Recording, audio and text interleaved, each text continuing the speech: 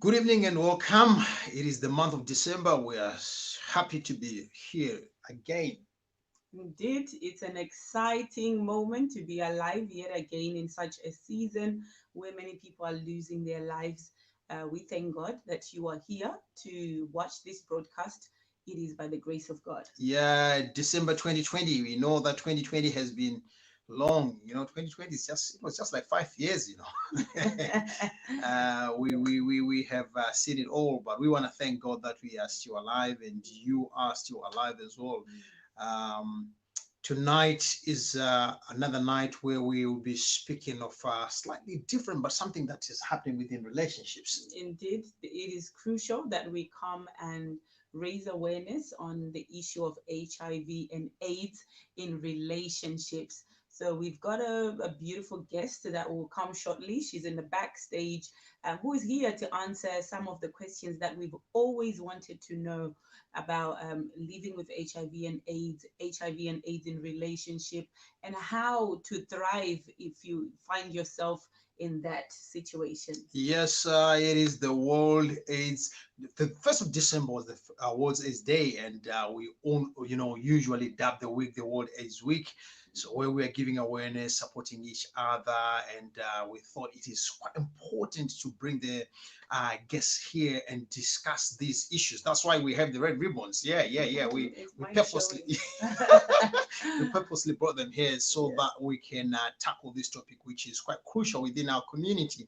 I know there are some who are watching from Africa, South Africa, Zimbabwe, and other African countries where the HIV and AIDS, the stats are pretty higher there compared to this other part of the world, and would love you guys to get informed.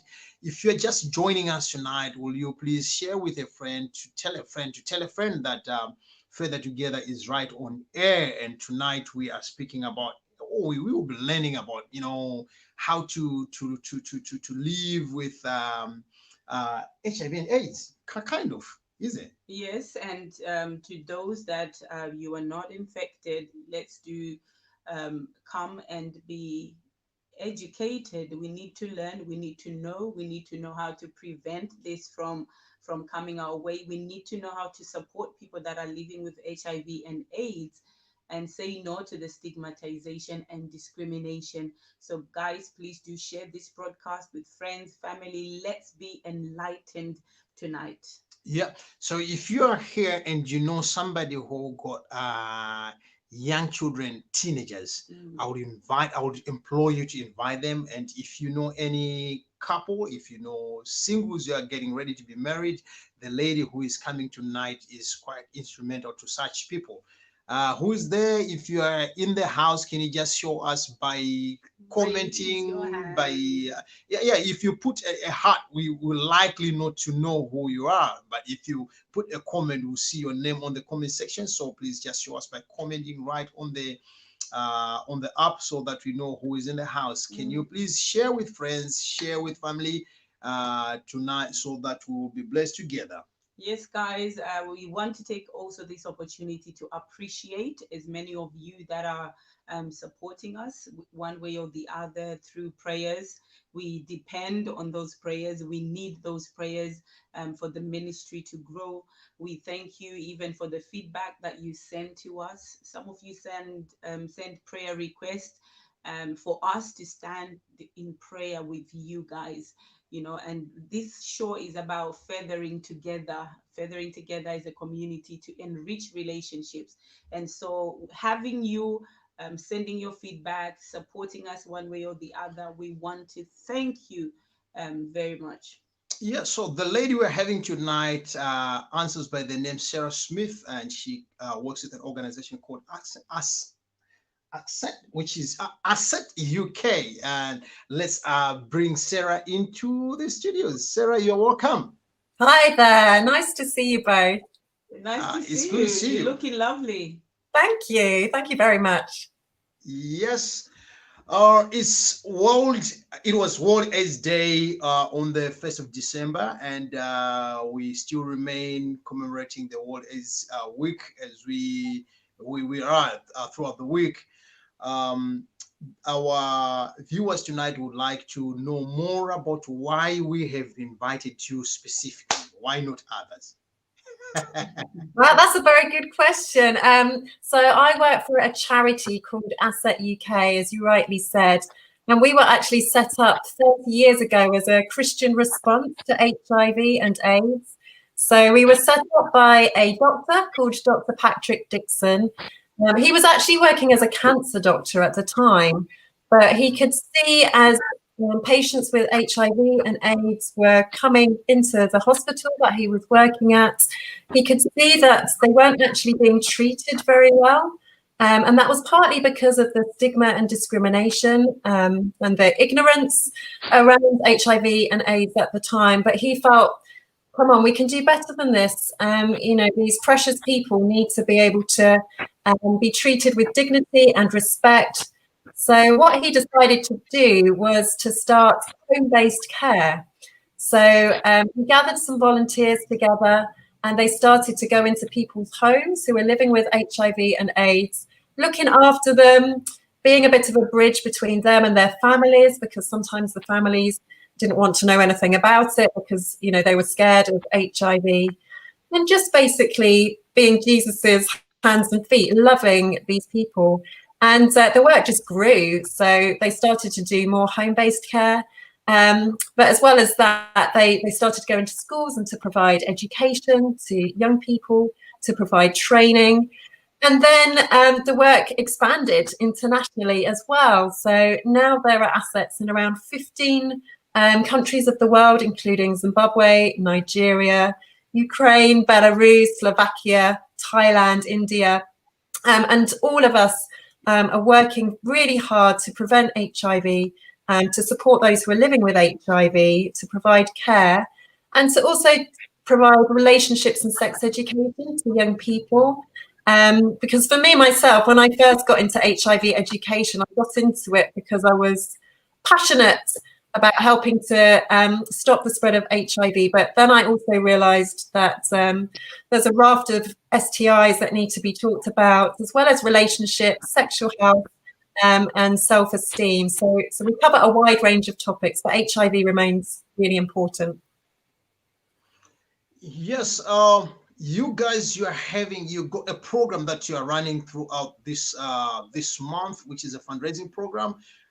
Before we get into the details of you know, stigma and all these other things that people might want to hear of, could you please take us through the program and what is it that you're expecting from us and the viewers who are watching right now?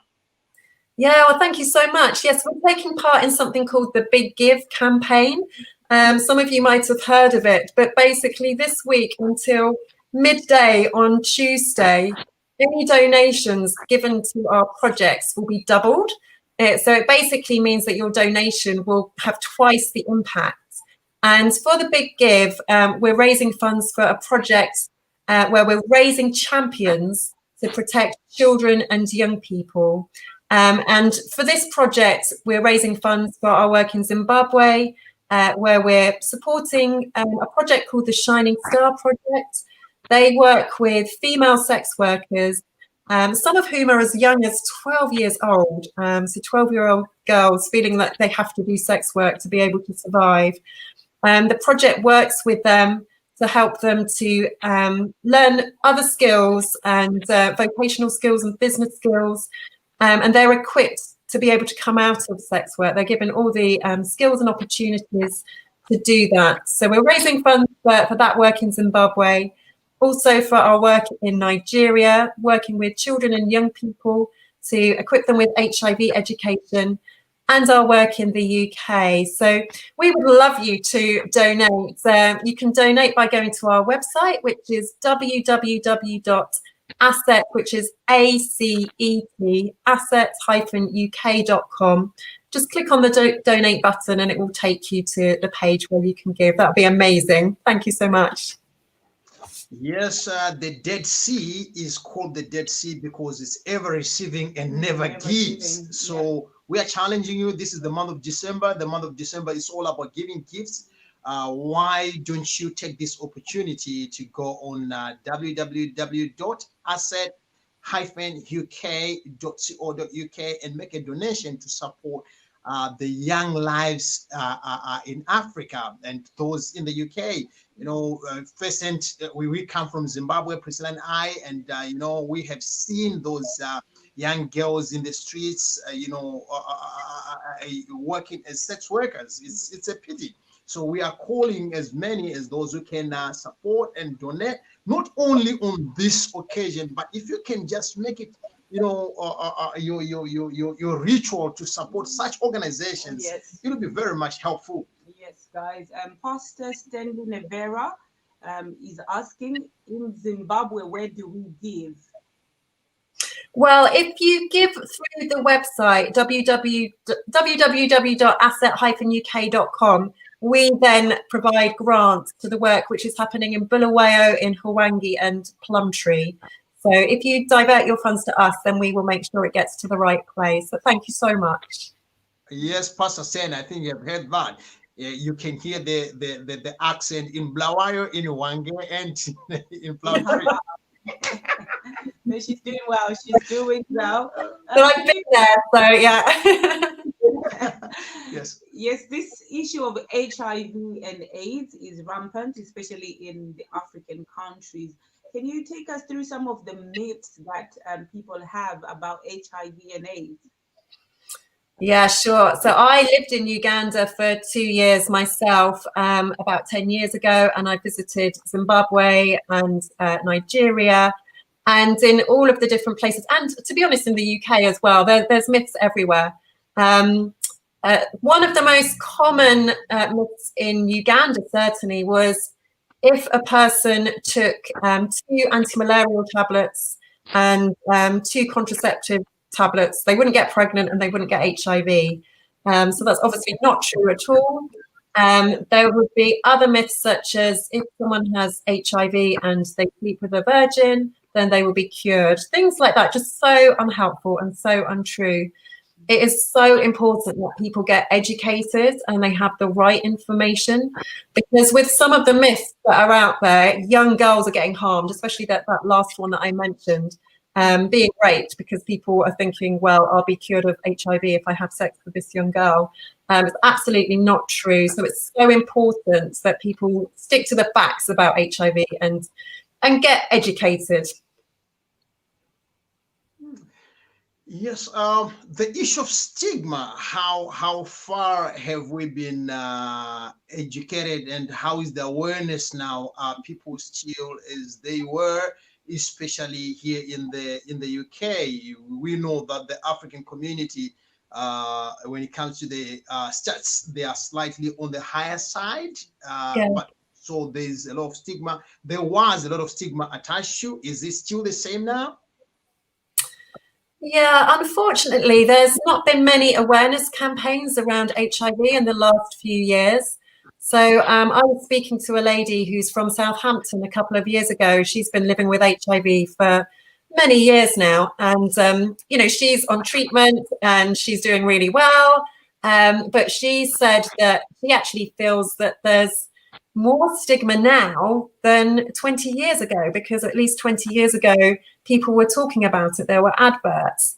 So I think, you know, it's so brilliant that you're doing this show this evening. You're raising awareness. You're helping people to think about it, because I think the more we talk about it, the more that stigma is reduced. And it's so important that people are not discriminated against. It's just absolutely outrageous that that is still happening today.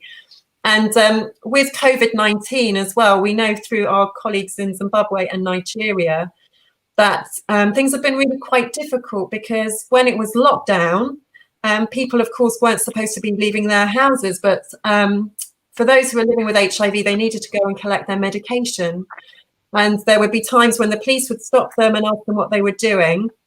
And they would feel uncomfortable about needing to say, I'm getting my HIV medication, because of the stigma attached to it. So it's still there, unfortunately.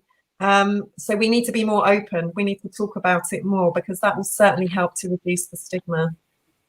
And since you work with people in Africa as well, is it the same? Would you say the awareness is the same in the UK as it is in Africa? I think it's slightly different. Certainly, in the lady that I spoke to, obviously in Southampton, was from the UK. So she was saying that she doesn't feel there's enough conversation around it. Now, of course, we do have less cases here. So in the UK, there's probably, it's around 105,000 people living with HIV. That's very different to Nigeria, for example, where there are 1.9 million cases.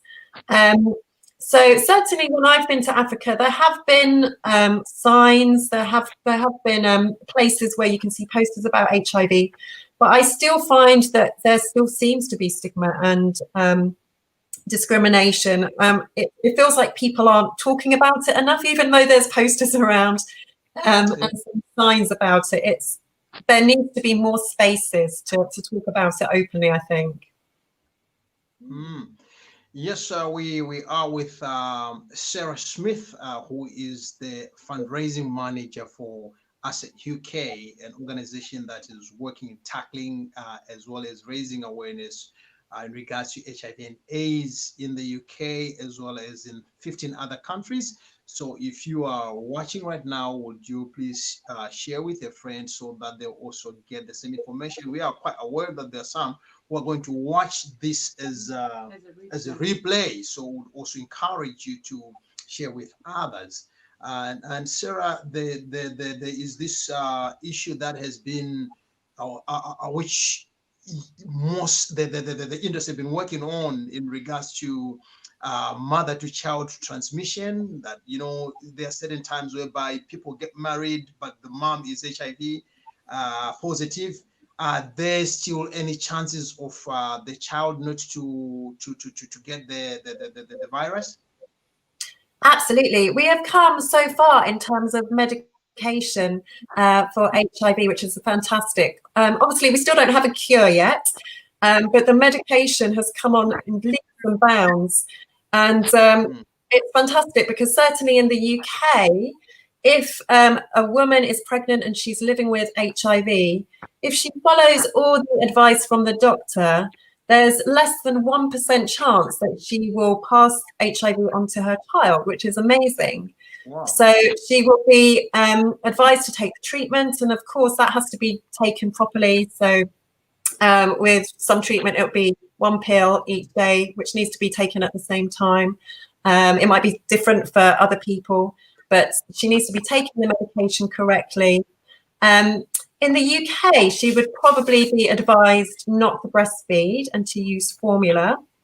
But in developing countries or anywhere where the water isn't necessarily safe, the woman would be advised to breastfeed, because obviously the breast milk is fantastic for the baby with all the nutrients. In the UK, it's a bit different. And in the developed world, because we have very good formula and safe water to mix with it. And then the other thing is the woman might be advised to have a cesarean section, depending on her viral load, so how much HIV is present in her blood. But she may be able to give birth, have a vaginal birth. She would need to speak to the doctor to find out what's the best thing for her. But if she's following everything that the doctor says for her, then it's very likely that her baby won't be born with HIV. And on that note of having an undetectable viral load, can you enlighten us more on what that means to a couple that's starting out a relationship? Yeah, certainly. Well, as I said, the medication is so good. We're in such a different place to where we were in the 80s. And, you know, at first, the treatment involved taking lots of different tablets and lots of different side effects. But now things are very different. And now if someone is taking the medication correctly, they could get to the point where their viral load, so that's the amount of HIV particles in their blood, is what we call undetectable. So the traces of it are so low that it's not really being picked up. That doesn't mean that they're not HIV positive. They're still HIV positive, but the amount of viral load is so low that it's basically very unlikely that they're going to transmit it to a partner, which is fantastic. Some doctors would say there's zero chance. But the thing is again, the couple would need to have advice from a doctor. The person in the couple who is HIV positive would need to be regularly checked to check what their viral load is to make sure they're still undetectable. But it's a very different story to 30 years ago. Now, I would say that a couple would still need to sort of really talk about this and, decide together what they're going to do. So I know two couples where with one couple, the man is HIV positive and the woman is not. And for them, they've decided that they're going to use condoms, even though his viral load is undetectable. So the doctors have said to him, you probably don't need to use condoms because, you are undetectable. It's very unlikely.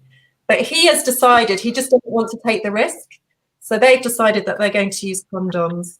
But in the other couple I know, it's the woman who is living with HIV and the man who is not. She is also undetectable. She's been taking the medication correctly. And they wanted to have a baby. So they had sex without condoms. And she hasn't passed it to her husband, and the baby's been born without HIV. So it's amazing how things have moved on. But I would definitely say that there needs to be those kinds of conversations. There needs to be the learning around HIV. And obviously, the health professionals need to be involved because every couple is different, and the viral load needs to be looked at on a regular basis. Yes, so we are advancing, and there have been great advancements. If you have a partner or you're in a relationship with somebody who is HIV positive, there are means and ways of you and your partner enjoying life as opposed to what things were 10, 15 years back. You work with ACET, which is a Christian-based organization, and on this platform we have pastors who are watching right now. What has been one of the challenges that you guys have encountered as far as church and HIV is concerned? Yeah, well, I think in whatever country I've been in, so I used to be the CEO of ACET UK, and I'm now a foster carer, so my role has changed slightly. But I've done quite a lot of traveling within the role, and whatever country I go to, whether it's Nigeria, whether it's Zimbabwe, whether it's Ukraine, whether it's Belarus, whether it's the UK, whether it's London, it seems that churches are not always comfortable talking about relationships and sex. So there needs to be sort of a real kind of understanding that God has blessed us with the gift of sex. It's a good thing. Yep. Relationships are good. God is a relational God. He is the one that created relationships. God is the one that invented sex. It wasn't humans that invented it. God invented it. And we need to become more comfortable at talking about it because, HIV is not the only issue. There's plenty of other issues going on. People are watching pornography. They're struggling in relationships because of pornography addictions.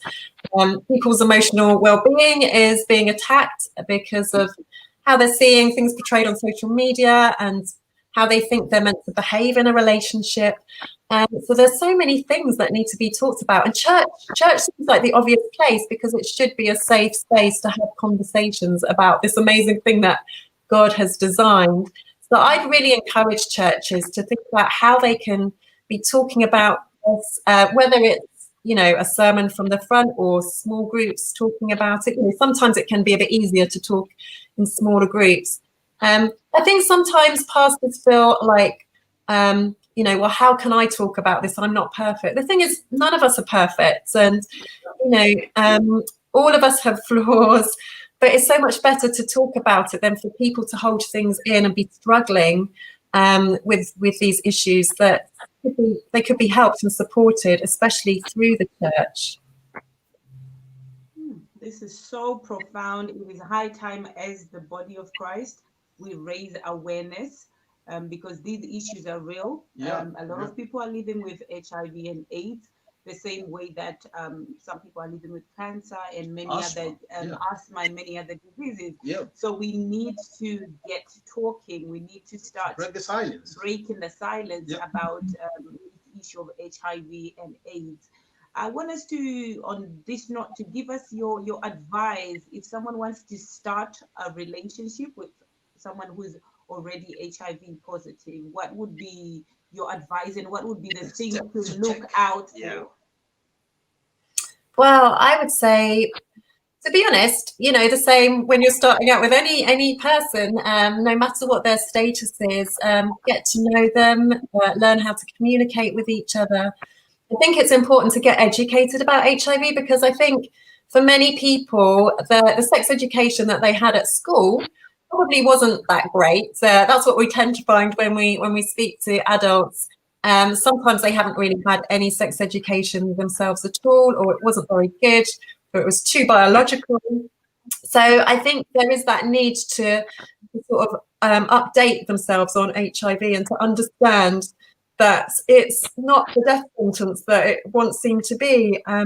For a lot of people now who are diagnosed with HIV in this country, it's actually very unlikely that they're going to reach the stage of AIDS, which is the last stage of HIV, if they are diagnosed early enough and get the treatment that they need. Because the treatment is so good now, you know, it's a very different story to even 10 years ago and certainly 30 years ago.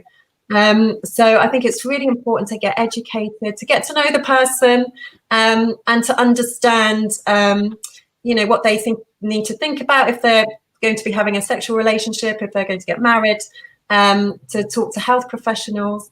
And it's really important as well so it may be that the person has shared with them that they're HIV positive. That is such a, you know, that probably is quite a big deal to them, to trust you so much with that information. So first of all, you know, recognize that they've done an amazing thing in telling you. But also, I think it can be easy to think about that person, but it may be that the other person needs to think, actually, do I need to have an HIV test? Have I ever put myself at risk at all? Because testing is so important. In this country last year, 45% of people who were diagnosed with HIV were diagnosed late. That's a lot of people. So really, people need to be tested more, because the sooner someone is diagnosed, the sooner they can get the treatment they need, which means that, you know, they're going to have, hopefully, a normal life expectancy. But they need to be diagnosed as early as possible to start the treatment. And I want to find out as well on that note that if a husband and a wife has been tested, say at the outset before starting their relationship, should they continue getting tested, say 5 years down the line? Is there any reason why we should still get tested? Well, only if they think that they've engaged in any risky activity. And we're not just talking about sex here, we're also talking about drug taking, sharing needles for drug use.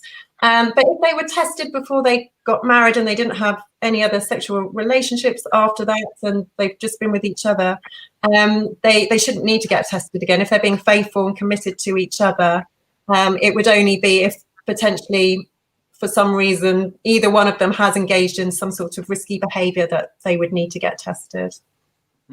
Is this something that now we can do in the comfort of our homes, or we still need to visit the hospitals for testing?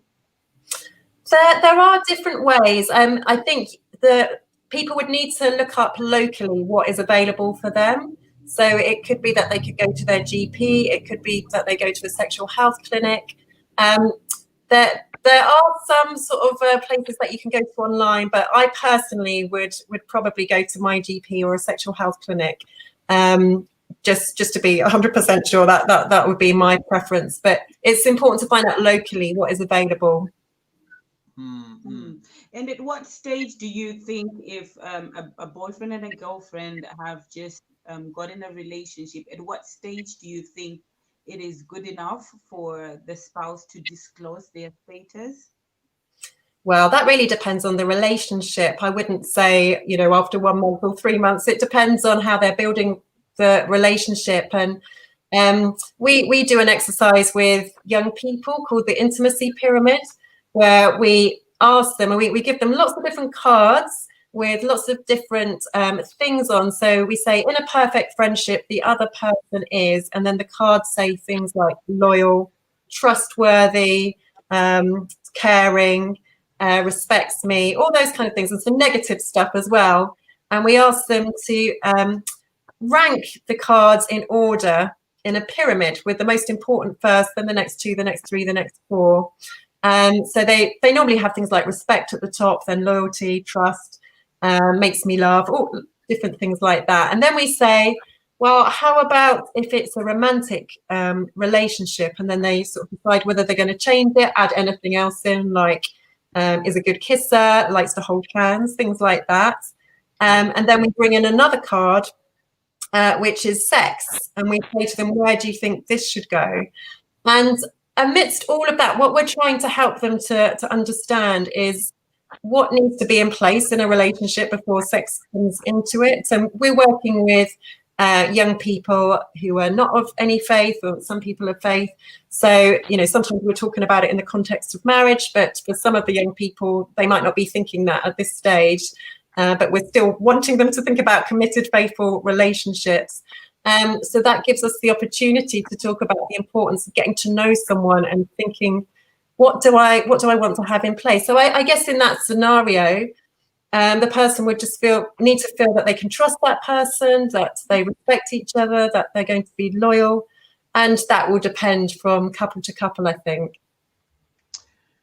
Yeah, so there is no one size fits all kind of solution in regards to this. You just have to measure by yourself and see where your relationship is, which side are you tipping, so that you won't wait until it's too late, and also you won't do it very early. So you just have to be wise. We are with Sarah Smith from ACET UK, and this week we are discussing about HIV and AIDS, how best we can live and understand, and also to be educated about the issues behind HIV and AIDS within the community and within relationships. And Sarah, you work with teens, young people.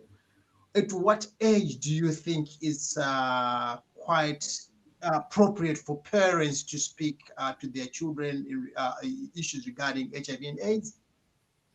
Well, I would say it's good to be talking about relationships and sex and sexual health from a fairly young age, actually. I wouldn't sort of state a specific age. It really, again, depends on the child. But it may be that a child starts to ask questions, especially around things like reproduction, if they see a friend's mum pregnant, or, you know, their own mum pregnant, or, you know, they have a new kitten. Those are really good opportunities to talk about reproduction. But I would also encourage parents to make opportunities to talk about these issues.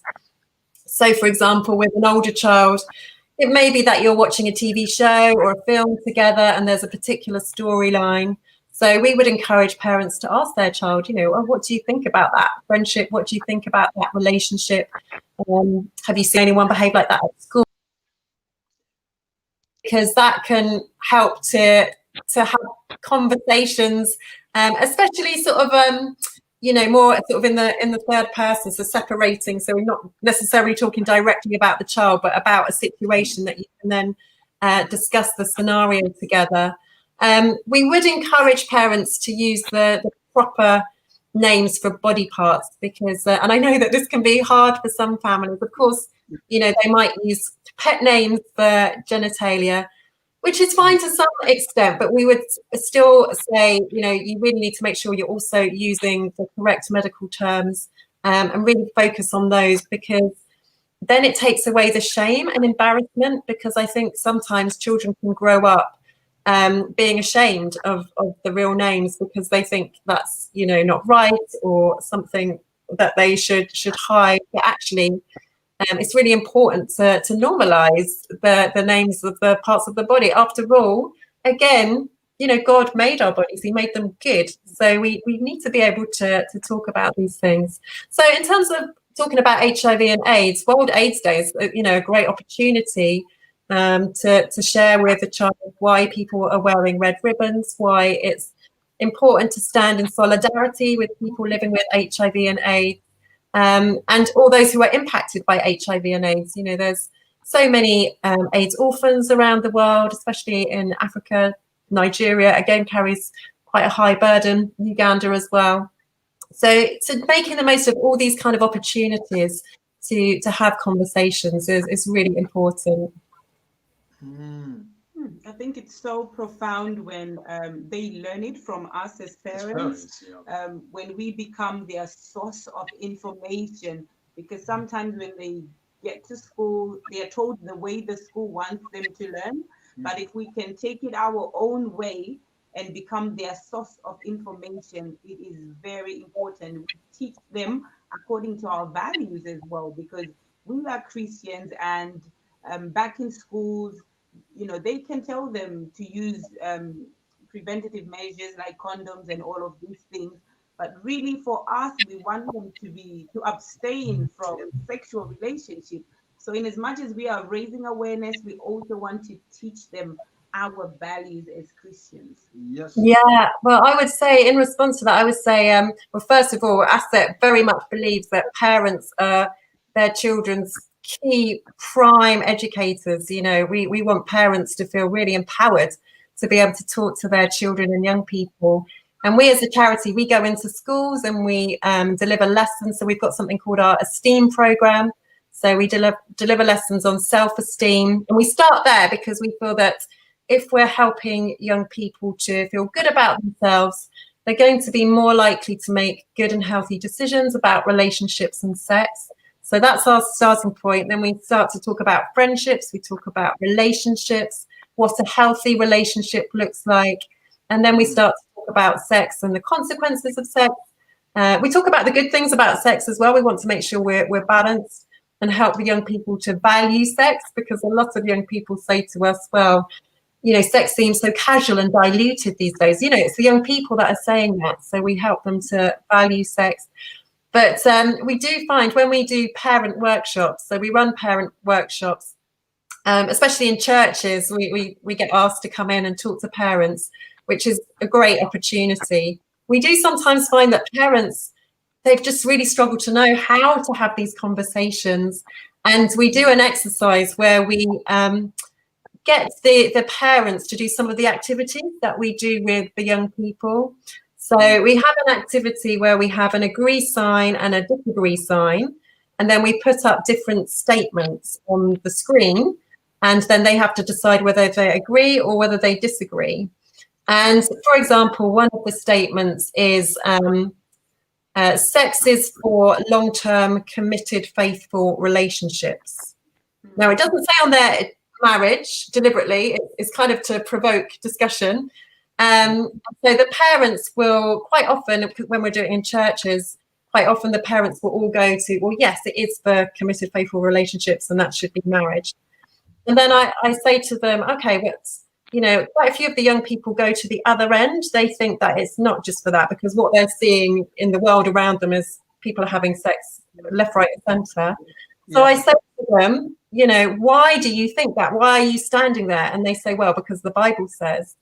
And I say to them, well, why does the Bible say that? And they can't answer me. They're like, I don't know. And it's like they haven't unpacked. They haven't unpacked why they believe something. So we do that exercise to help the parents to really think about why they believe what they believe, because there's plenty of answers in the Bible as to why God has said that, but it's just understanding it and then being able to articulate it to a child who is living in a world which is very sexualized. So so we help parents to do that. So pastors, church leaders, and other leaders who are watching right now, you take this opportunity to invite us to your events, to your churches, to your gatherings, so that you also have the opportunity to understand what it is and how to deliver the message to your children, which is quite important, especially at this day and age where the media and sex is just, spread it everywhere as you drive around, especially if you're living in cities. Billboards, TV, social media, there's sex all over. So you take this opportunity to get in touch with ACET. They will definitely be of a great help to you. They are an asset to the body of Christ. Oh, yes. Yeah, and you can come to our website, and we're doing a lot of stuff online at the moment because of COVID. So we'd be very happy to run an online parent workshop for your church. And we do lots of bespoke training as well. So we do things like training for churches on porn culture, that kind of thing. So do feel free to get in touch. Yes, Sarah, you are an author yourself. You wrote a book. Can you please take us through the book? Yeah, sure. So this isn't an ACET UK resource. This is something that God put on my heart to write. I was actually living in Uganda when he gave me the idea to write it. But I really felt that there was a gap in the market for a book for Christian children, written from a Christian perspective, for young people aged between about 11 and 14, which talked about puberty, bodies, growing up, relationships and sex in a really fun way, but in a Christian way as well. So I had the vision to write a book which covered those topics and also talked about, some of the more emergent issues like sexting, like pornography, and have it something that was really, really well illustrated. So I wrote this book called A Guide to Growing Up. So you can find that on my website, which is www.sarahsmith.info. And you can also get it off Amazon as well.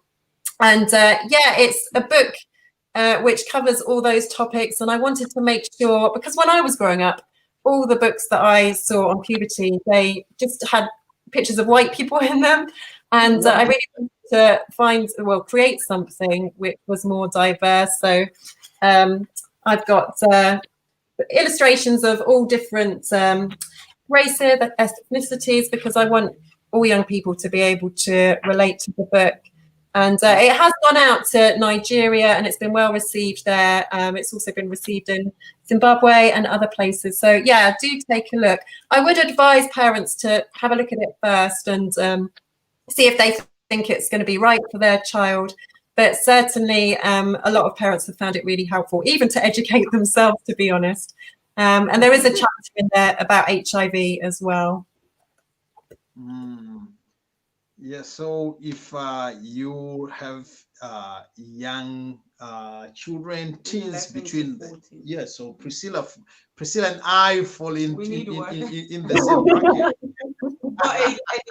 11-year-old. So, soon turning 12. So we definitely need one.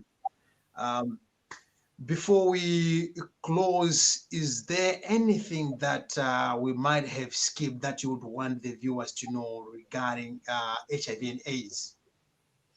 Well, I would certainly say, as we said before, it is really important for people to get educated and realise that it's very different to what it was years ago. The medication is fantastic.